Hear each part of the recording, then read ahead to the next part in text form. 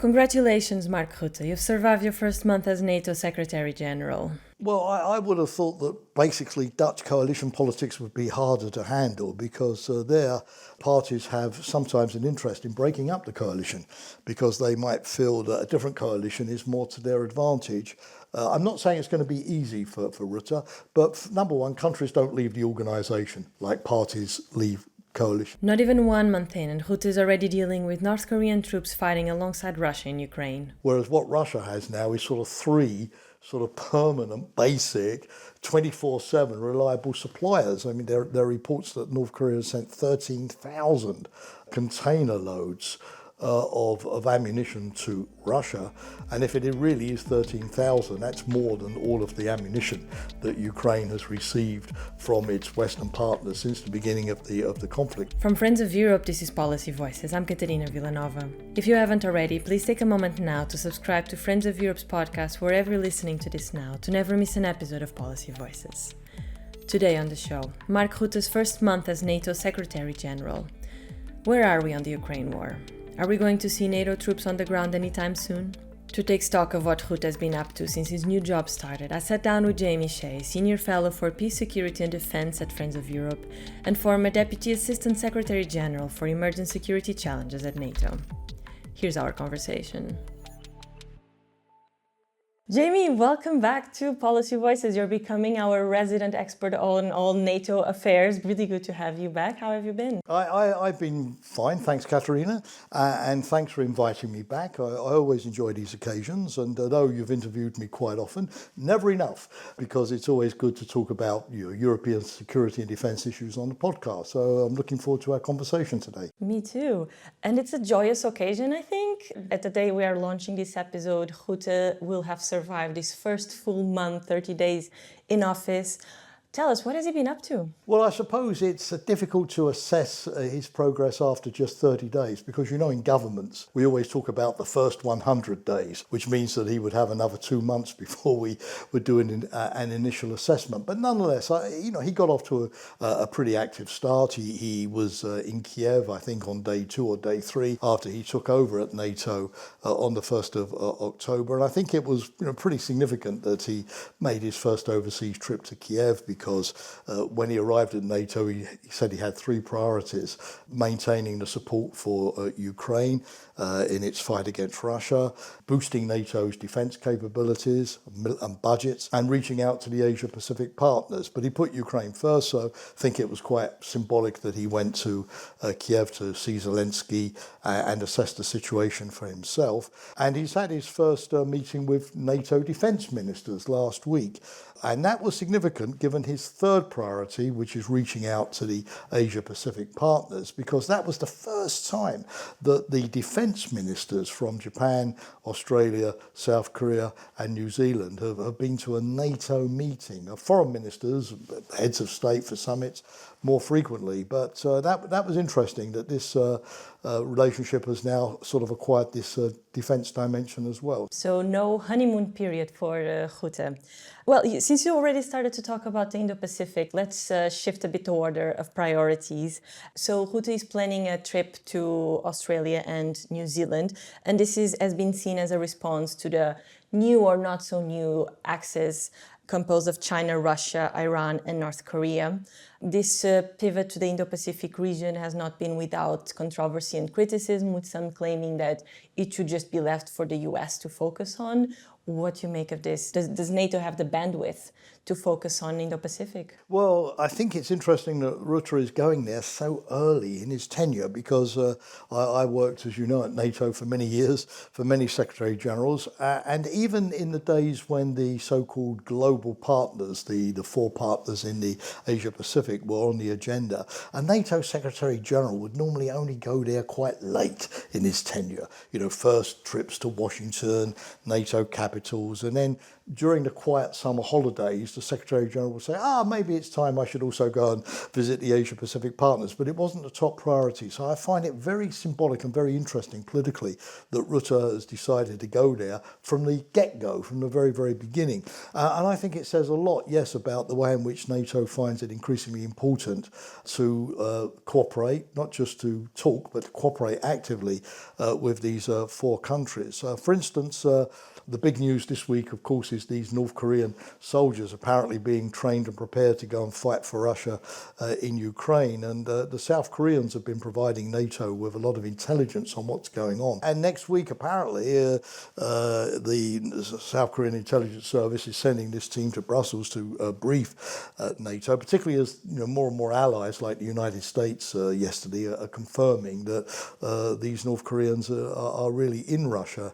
although nobody quite knows yet where they're going and what they're going to be doing. So as NATO looks at defence supply chains, sourcing its weapons, technology cooperation, buying the raw materials that you need to revamp your defence industry, the idea of linking the supply chains of these countries more with NATO and certifying, like NATO has done for South Korean aircraft, their military equipment to be compliant with NATO standards and therefore usable in NATO markets.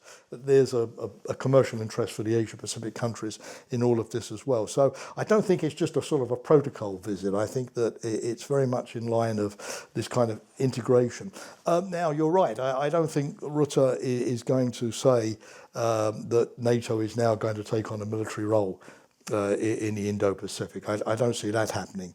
That's still being left individually to NATO allies, like, for example, last week, Canada and the United States sailing through the Strait of Taiwan, or Germany, again sending a frigate to the Indo-Pacific, or the UK next year sending its aircraft carrier back to the Indo-Pacific. So I don't see a NATO military role there, but there is an increasing awareness of the interdependency of the two areas. For instance, North Korea supplying Russia with ammunition, missiles, our troops, helps Russia in Ukraine, potentially. But at the same time, Russia, in return, is giving satellite technology, ballistic missile technology, nuclear technology to North Korea, which vastly increases the potential of North Korea to attack, hypothetically, South Korea, a big headache for the South Koreans. And there are many examples of this where what's happening in the European theatre is impacting on Asia and vice versa. And I think those links are going to pull the two theatres increasingly together. Let's stay with the North Korean troops in Ukraine, because we know for a fact that it's not the first time that foreign troops are involved in the Ukraine war in both sides. There's been many stories of Europeans and Americans fighting on the side of Ukraine, but this always came on an individual level. It was on the level of certain individuals with certain military backgrounds that wanted to choose to fight, and this for both sides, both on the side of Ukraine and for the side of Russia. But this is the first time that we're actually seeing a nation sending their own troops. How significant is this? Well, it's very significant, of course, because it does show, Russia has grown much closer together with China, not for troops, but for military technology. Iran, military technology, missiles, of course, and drones. And now North Korea. In fact, today, I think this morning, the Russian parliament ratified the new sort of security and defense agreement between Russia and Pyongyang, North Korea. More Russian defense officials, like defense minister, have visited Pyongyang recently, not just Putin. So that relationship has grown very quickly. So it's worrying, because it means that Russia now is getting a sort of a very secure supply system. I mean, for example, we in the West take the Czechs, who have got this consortium to try to help Ukraine with 155mm ammunition. That's very good.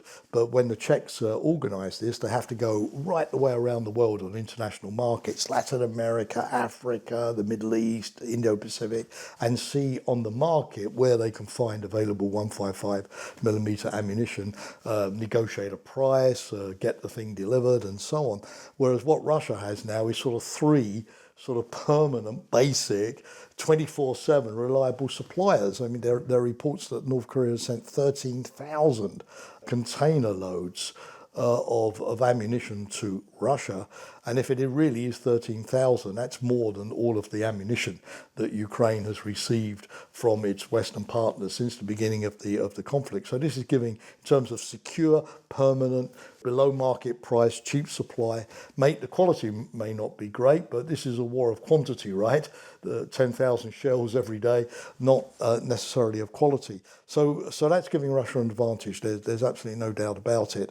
When we go looking for 155mm shells, we're in competition with other conflicts in the world. Think of the Middle East at the moment as well. But it's very, very worrying because North Korea has got a massive army, millions of troops. Now, initially, I understand that 10,000, some people say 12,000 have been earmarked to go, which is really a drop in the ocean initially. But if we get into a situation where North Korea is willing to send more and more and more and more, as the Russians experience manpower deficiencies of their own, allowing Russia to keep up this fight, Russia, according to the Pentagon, has lost about 650,000 troops killed or injured so far. So even with Russia's population, it's difficult to sustain that. But if there's now going to be potentially this permanent supply of North Korean troops, then yes, Putin has an option to keep the war going much longer, particularly as probably they're coming basically no cost to himself. Indeed, the North Koreans who haven't been in a war since the armistice of 1953 in the Korean War probably would find this useful battlefield training for their troops to harden them. And again, that's bad news for South Korea, because if you're South Korea, you don't just not want to fight against a big North Korean army, but you don't want to fight against a North Korean army that's had lots of high-tech, state-of-the-art 21st century combat battlefield experience in Ukraine. That's a headache. That's absolutely chilling, and it is indeed shaping to become a world war. But do you think that with the confirmation that North Korea is indeed sending troops to Ukraine, will this revive the conversation on the topic of sending NATO boots to fight alongside Ukraine? I don't see it, Catarina, happening in the immediate. I mean, President Macron of France came up with this idea last year, but it wasn't really picked up in the EU. There's been some talk in the UK, at least in the media, that the British Ministry of Defence were also thinking of sending sort of trainers, but nothing has happened there. The United States, of course, has still fervently ruled this out for the duration of the Biden administration. And if Trump is elected, I can't see Trump sending US forces, even for training purposes, to Ukraine. Where the debate in the West is going at the moment is increasingly giving Ukraine help, technical assistance, money to develop its own domestic defence industry on the basis that Ukraine industry has the capacity to produce a lot more, but needs contracts from the government, and the government doesn't have the money to award the contracts. But Ukraine has demonstrated that it can produce its own long-range land-based drones, a new generation of ballistic missiles. It's able to strike targets deep inside Russia with some success. So you could have an arrangement whereby more Western contractors go to Ukraine. I took a look to Rutte's bio page on NATO's website, and there it's written that he presided over 4 coalition governments, and I'm quoting here, proving his ability to forge consensus without compromising on his values. What do you think is going to be more complicated, to forge a Dutch coalition or to preside over a military alliance of 32 members and possibly counting? Well, I would have thought that basically Dutch coalition politics would be harder to handle, because their parties have sometimes an interest in breaking up the coalition, because they might feel that a different coalition is more to their advantage, or it's time to have elections, or they're losing support because they're in a coalition. If you have a coalition, Catarina, some parties benefit, but other parties lose out by losing their electoral base by being seen to make too many compromises. This was the classic case of the Liberal Democrats, a party I'm close to, in the UK a few years ago. So I would think NATO would be easier. I'm not saying it's going to be easy for Rutte, but number one, countries don't leave the organisation like parties leave coalitions. There isn't really a domestic price to be paid at the moment for any government to stay within NATO. You know, its membership of NATO doesn't decide if it wins an election or loses an election. And there is in NATO, and I saw this over my 38 years, a culture of compromise. Yes, as Secretary General, you have to steer the process, you know, find compromises, find middle ground, help countries to see where the common denominator is, and it can be time-consuming and frustrating sometimes. But in NATO, at the end of the day, everybody realises that if the consensus rule is broken, NATO suffers. Ergo, their defence, their security, NATO's credibility suffers. There is in NATO a very, very, very strong culture of, using the first 50% of the process to make your points, score your points, make your arguments, and then using the next 50% of the process to say, right, okay, we've said made our point. An ambassador has shown his capital that he's standing up for the national interest, and the second 50% is about reaching compromise. And remember, he's not alone. He's got big allies: the French, the Germans, the Americans, others, the Poles, who will help him make compromises by doing some of his work, the negotiations in the back rooms as well, and gradually showing countries that maybe have problems that they're going to be isolated, they're going to be alone, they don't really want that, and to join the consensus. So I think unlike some democracies where the culture of compromise is more difficult, I think in NATO it's very much there. So that's the way I would answer your question. Let's talk about the elephant in the room. By the time our listeners are listening to our conversation, the US election is going to be only 4 days away. And, Rutte, one of the reasons why he was chosen, it's because the possible comeback of Trump. He has been heralded as a Trump whisperer. These American elections that have also been called a make or break moment for the alliance. I don't know. Is it really the case? Before you just said that countries and nations don't just leave NATO, same way that parties can just walk out from coalitions. So do we have reason to be so scared? I suppose the simple answer is I don't know and nobody knows. And you hear all kinds of different views, from relatively reassuring to highly alarmist. Where do you stand? How alarmed are you right now? I am, I suppose, like any NATO person, concerned, yes, because Trump, let's be honest, has had a consistent line, both on Ukraine and NATO. I mean, a lot of people say about Trump, with some reason, that he's inconsistent, he changes his mind a lot, his positions move around. That is true, but it has to be said, looking back at when he was in the White House for 4 years, his time in opposition, his campaign speeches, that on NATO and Ukraine, he's been pretty consistent. Yeah, he's made it clear that on NATO, that he thinks allies are not paying enough, that America's paying too much, that he's not satisfied with the defence spending of many allies. He hasn't retracted the threats he made to not give US defence support to those countries not spending enough. He hasn't stood up and said, mea culpa, I was wrong, I apologise for that, even if sometimes he dials down the rhetoric. But on NATO, he has been consistent, and he never sort of gives the impression that he's a great fan of the alliance.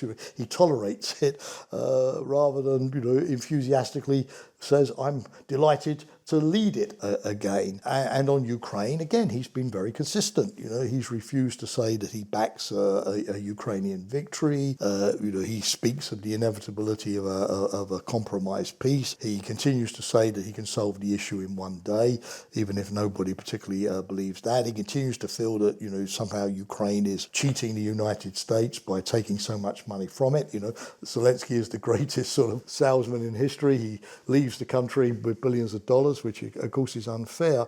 Now, my own view is that Rutte, like his predecessor Stoltenberg, will be very busy because the only way to handle this is going to Washington very, very often, seeing the president, developing a relationship, presenting him the good news about European defence spending and more countries on 2%, and Europe, spending a lot of money on Ukraine and taking the burden off the United States. In other words, trying to sort of politely, without humiliating him or embarrassing him, undermining his arguments, getting to see the glass half full rather than the glass half empty, trying to diffuse the issue while waiting for better times. And what happened in Trump's first term is that he gradually saw the arguments he was making were getting the Europeans to do more, and he could claim a political victory. And I think it has to be the same line again if he's re-elected. When people talk about Trump-proofing NATO, he listens. He listens. It's important to adopt a proper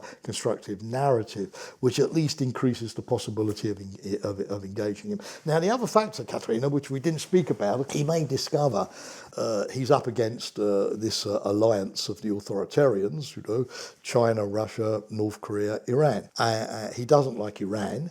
He doesn't like China. North Korea, Russia, somewhat different from his first term. But if he honestly sees these four working together in a way which is undermining American interests, he may actually swing in a more anti-Moscow, anti-Pyongyang, more classical sort of Western direction. Maybe not immediately, but, after he's had maybe some issues with Putin, and some issues in getting what he wants, policy on China, he may decide that, after all, Putin is not his friend, and that the European allies are allies that he particularly needs. And there could be a learning process there as well. Between the war in Ukraine, shuttle diplomacy between Washington and Europe, and the occasional trip to the Indo-Pacific region, does Rutte have space and the bandwidth to take care of anything else, perhaps the Middle East? First of all, as you know very well, he's not the leader of an organisation in the sense that the leader can say, right, everybody, today we're going in a different direction, and I'm the boss, and I've decided. No, he can't do that. He's a secretary as well as a general. He comes on the back of a NATO summit in Washington, another one in The Hague, of course, next year. And the leaders have written a strategic concept in Madrid 2 years ago. They have set the agenda. So, he can't deviate from that. He doesn't have the power to say, I don't want to do Ukraine anymore. I want to get NATO involved in the Middle East. No, he has some influence, but it's influence on the margins. It's nuance rather than big direction change. And basically also, I think for Secretary Generals, when they first come in, they very much are in the mould of their predecessor. They inherit the policies, what Rutte has said is not very different from what Stoltenberg was saying, and they have to show continuity first and foremost. In military alliances, continuity is often more important than sudden change. And it's only when they are in a second term and they can shape the future summit rather than simply implement the last summit that they have a bit of margin of manoeuvre to put some of their own issues on the table, which was the case, for example, with Stoltenberg and climate change, for instance, which was very much his thing, and he got the allies to go along, or his initiative, for the 40 billion euro package for military help to Ukraine. So you've got a bit of room, but often you have to wait a couple of years before you have the latitude to put that on the table. So I don't see him at all getting NATO involved in the Middle East whatsoever. Obviously, there will be, as I say, concerns about how the Middle East could impact NATO, particularly if Iran, starts sending soldiers to help Russia in the way that North Korea is doing, or these kind of weapons sales. So I think NATO will be mindful of the blowback of the Middle East conflict on issues that could affect the alliance. You mentioned World War earlier. We don't have a world war, but we have an integrated environment where if I go left, I force you to go left, even if you don't want to. So that, I think, is where he will be keeping a close eye on things. That was Jamie Shea, Senior Fellow for Peace, Security and Defense at Friends of Europe and former Deputy Assistant Secretary General for Emergent Security Challenges at NATO.